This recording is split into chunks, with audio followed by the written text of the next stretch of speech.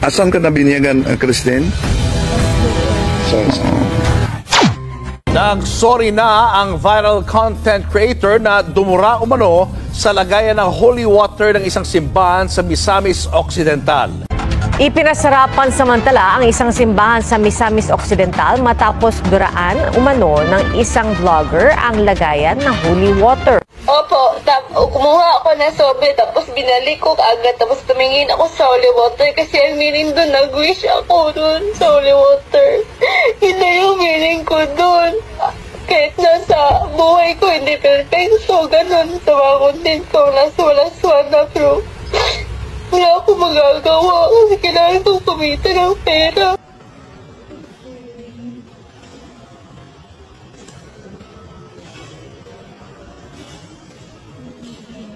Matugiampo ang tao na nag-imong sa pagpanamas-amas sa simbahan sa San Juan Bautista. Ato siyang giampo kay importante man na siya adunay pag-usap sa iyang kinabuhi.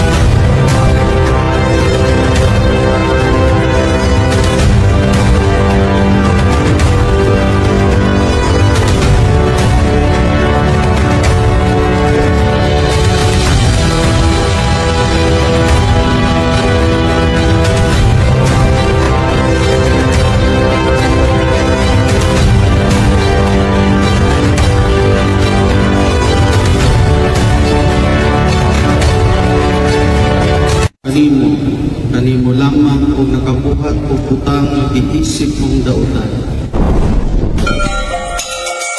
Sa misa kanina sa katedral, nakiusap ang nagmisa na pari na dahil nabasa niya yung mga comments, ang daming mga grabe, yung mga pag-was sa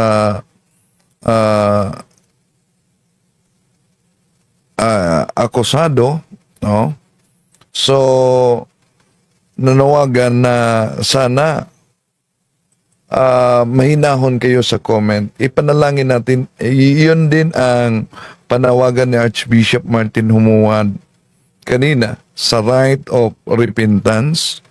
Ipanalangin. Pinuntahan namin ni Bro Tata, kasama ko sa Station DXDD, si Bro Tata Rosal, ang bahay ni Christine Madalia, no? At na-interview natin, kunti lamang, no? Ang interview, pero pakita natin dito ang right of repentance na ginawa sa mga sumasampalataya sa mga kaparian sa Misamis Occidental at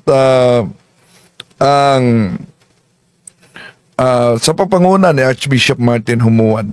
Ito ang bahagi interview. Sa pagkakataong ito, kasama natin si Christine Midalia. Dami ng mga nag-interview sa kanya, kaya balak niyang di makipag-interview. Ngunit sa ngalan sa simbahan, so humarap siya ngayon, no? Christine, kailan yun nangyari ang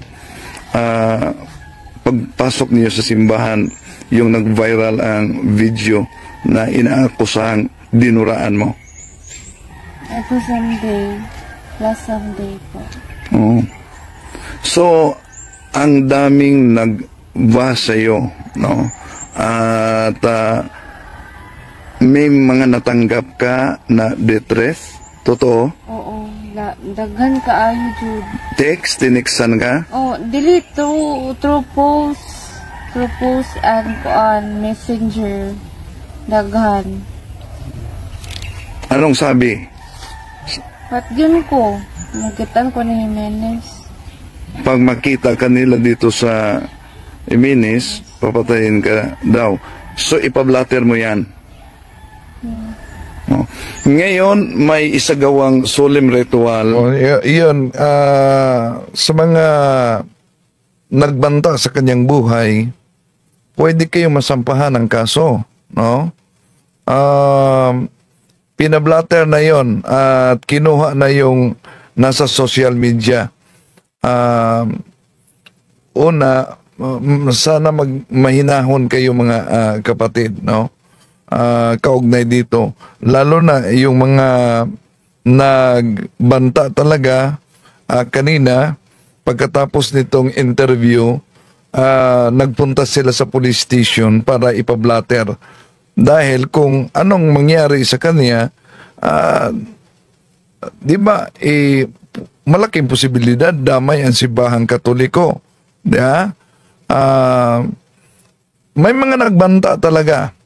Literal na mga nagagalit, nagbanta sa kanyang buhay. Tuloy natin. For the right for repentance, ang isasagawa sa katedral, sa Jimenez, ano ang gusto mong ipaabot sa mga kaparian at sa obispo? Gusto ko mag-sorry sa Father, sa lahat ng simbahang Katoliko na hindi ko pinagagawa yun. May nalabastagan kami, nagiging ng holy water na hindi dapat. Kasi sacred yun, pero hindi talaga ako lumura yung wadyo ko na lawa dito. Maski kamatay pa na ako, wala dyan. Oh, so ang sabi niya, hindi dinuraan niya. Nag-wish lang siya. Ginawa niyang wishing well ang lagayan ng holy water. Christine, ilang bisis ka nagsimba sa St. John Baptist? Although siya ay Seventh-day Adventist, pero nag-aral kasi ito sa St. John the Baptist High School, yung katabi sa simbahang Katoliko, no? Sumama siya sa kanyang pinsan, nagsimba, at kahit di binyagang Katoliko, nangumunyon din siya. Kaya may advice tayo sa kanya kanina. This year, nagsimba ka? Karon lang na year, dito lang nga time na nakasimba ko balik dito. Pero nangumunyon ka rin? Oo. Itong time adto, nanguan ko. Nangumpisal. Nangumpisal ka? Nangumunyon? Oo. Pero hindi ka binyagang Katoliko? Hindi ka pa nabinyagan bilang Katoliko? Pero kasimba ko. So huwag ka munang mangumunyon, no? Dahil di ka pa Katoliko. So, nabinyagan siya ng asan ka nabinyagan, Christine? SDA. So, ano ang gusto mong ipaabot, lalo na sa mga nagbabas sa iyo, sa social media, at mga nag-treat sa iyong buhay? Wala dyan na ako gihimo, dayan kuan ka nang na may video po na ako original. Kung gusto nga kuan paminawan po din niyo akong side kay depress ko, wala po ko nagpasikat nga vlogger para lang may anak ko, wala po ko nalipay nga naabot ko sa kuan sa national TV, wala jud. Kaya ang akong vlog kanang it's more fun, and wala jud ko na kuan nga maka-hurt ko sa masikin sa or maski sa simbahang Katoliko. At ito ang solemn rite of repentance na isinagawa sa pagpanguna ni Archbishop Martin Humuan.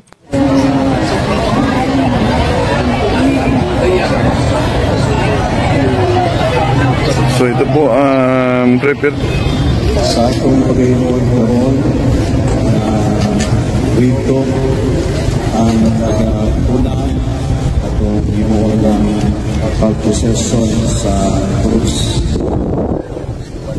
magasunod ang mahal na Virgen Maria. Magdadala sa krus bilang sa St. Frederick.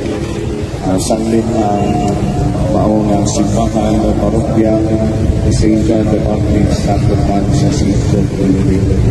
O magasundan sa mahal na Virgen Maria, ang galing sa tuta, then ang mga kapamilan, then si Archbishop Ordinas Pauban.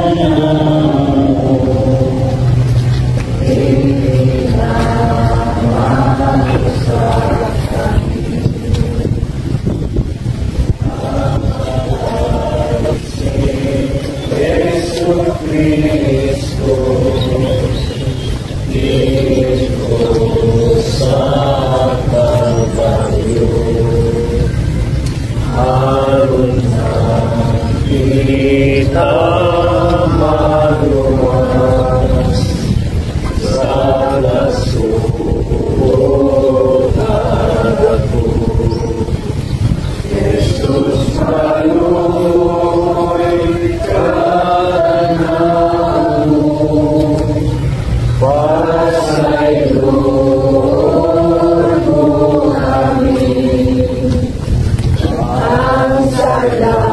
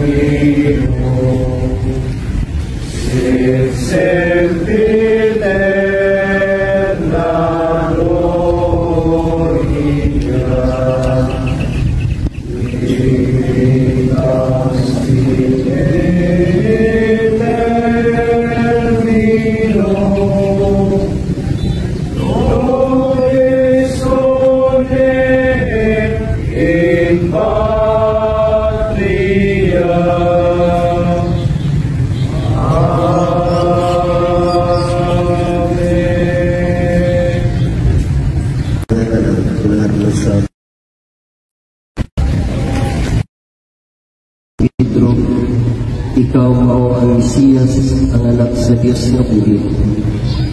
Ingan siya ni Jesus, Simon, anak ni Jonas. Ulang kagayon kay kining mao kang matuguran, ulang mapod kanimo gikan sa bisan kinsang tao. Kundili, ihatag kanimo sa akong amahan na tuwa sa langit. Busa sultihan ikaw si Pedro, ibabaw nining bato. Tukuron ko ang akong simbahan, ug bisan gani ang kamatayon, dili gayon magkabuntog niini. Ihatag ko kanimo ang mga yawi sa gingharian sa langit. Ang imong idili dinhi sa yuta, idili usab dito sa langit. Ug ang imong itugot dinhi sa yuta, itugot usab dito sa langit. Unya ipinahan ni Jesus ang iyang mga tinud-an nga dili sila manugilon kang bisan kinsa nga siya mao ang Mesiyas. Sukat niya itong gikayuna, hingna ni Jesus ang iyang mga tinud-an sa tinaw na gayon nga pagkasulti. Kinahanglan lumuwato ako sa Jerusalem upang tusod ako pag-ayo sa mga punuan sa mga Hudyo ug sa mga pangulong pari, ingon man sa mga magtutudlo sa balaod. Patyo na po nila, apan sa katulong adlaw, mabantaw ako. Tungod ni ini, gidala siya ni Pedro kay tayo sa uban kong gingan. Dili unta ka na may tungog kanimo Ginoo. Nilisong si Jesus ingon kang Pedro, pahawa sa kanas, nagbabag ka kanako, kaya imong unahuna sa tao kung dili sa Diyos.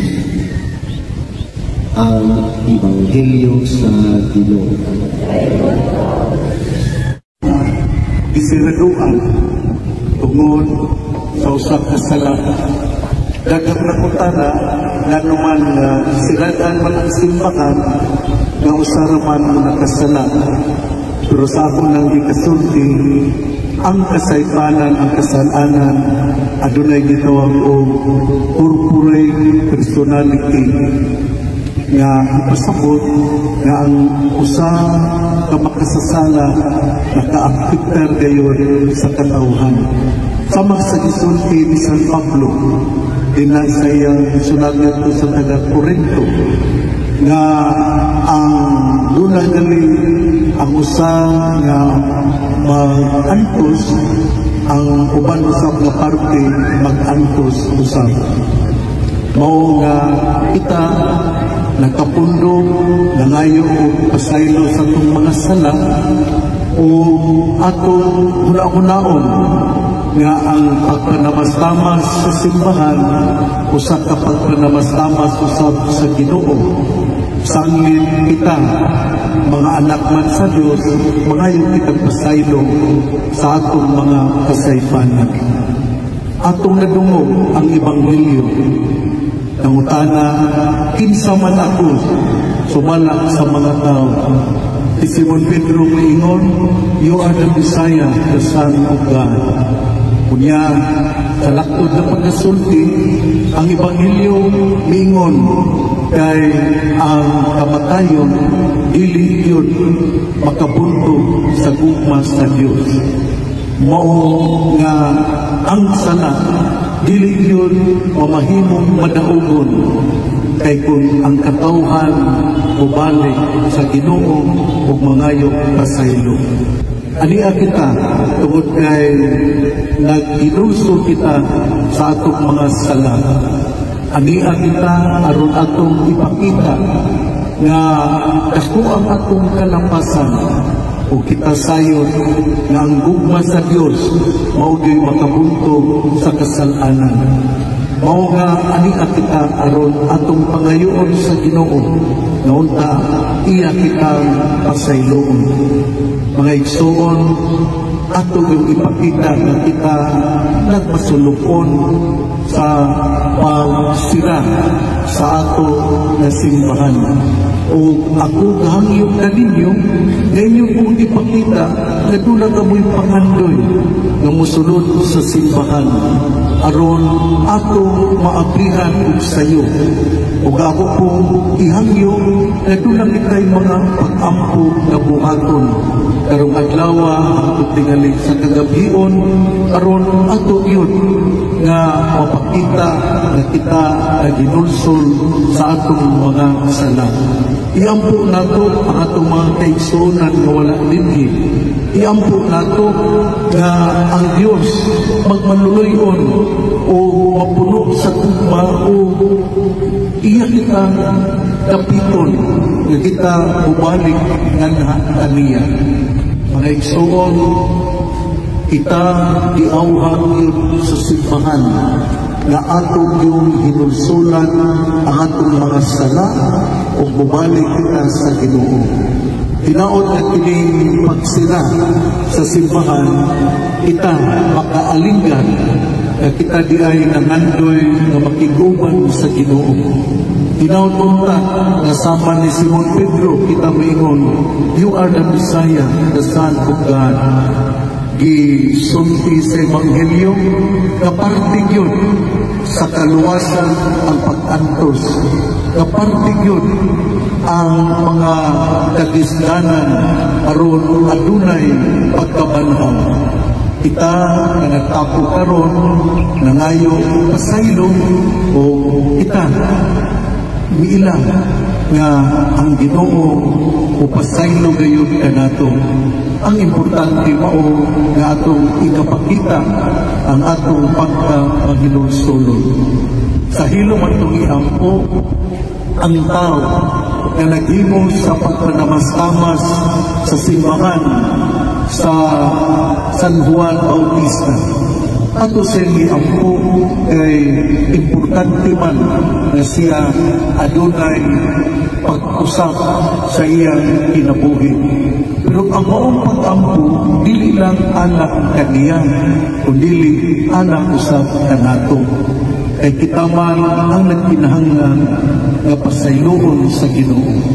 Manghilom kita o atong pangayoon sa Ginoo. Naunta kita, iya yung pasayloon.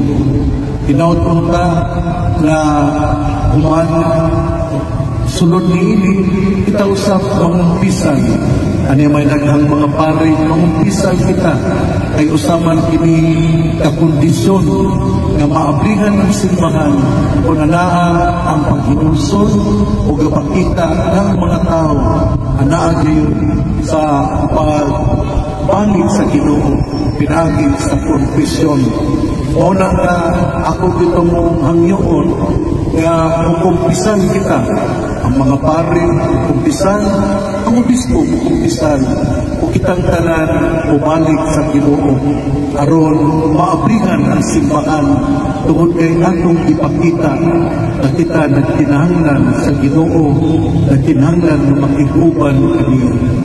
Manghilom o mahayong kitang kasaylong sa atong mga kalapasan.